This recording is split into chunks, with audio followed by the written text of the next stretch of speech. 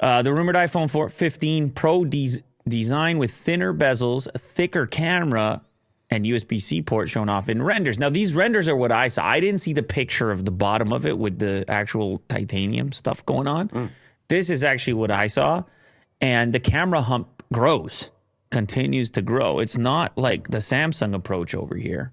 The Samsung approach, let me take this later case off. Samsung approach, they were trying to get it embedded like this, right? Uh-huh. Look at that. They were trying to RIP the hump. And then Apple was like, oh, no, you didn't. No, you don't. We're still humping.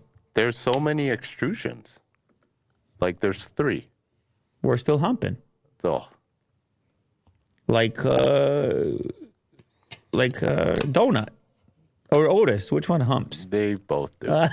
They sneak in there while the other's distracted.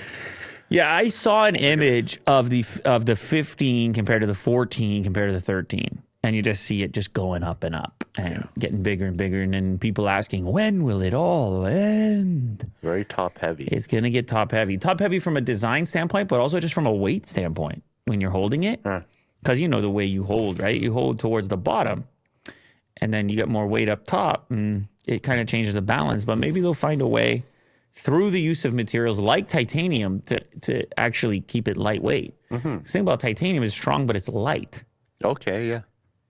Just like Sia says. Yeah. Oh, God, we got to move on, don't we? There's no more titanium in this show, all right? The word is no longer available. So these renders are via Ian Zelbo. He created a series of renders that was then shared with 9 to 5 Mac and then, of course, reposted on Mac Rumors because it's got to be. It's expected to have somewhat thinner bezels than the 14 Pro models, plus a minor change to the curve of the edges. The frame is slightly more curved and the glass curves into the edges, a subtle but noticeable tweak. Well, we've seen this from other brands. Like not a total waterfall edge, but just a slight increase in curve just to give you the feeling of slimness without you even knowing why. You're just like, oh, it feels slim. It works. The current generation Pro Max phone feel like a tank.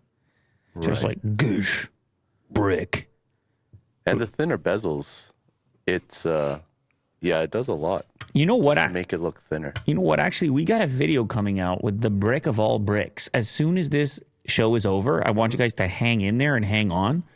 We're counting on your support here, big time. You got to head over to Unbox Therapy when this broadcast is over. You understand? And because we have the brick of all bricks coming up as far as smartphones. And if you're watching this after the fact, just go over to Unbox Therapy and look for the latest upload. But yeah, I mean, all in all, it doesn't look that different, the 15, based on these renders. You got the bigger battery hump, possibly the different materials in use, as suggested from the previous leak.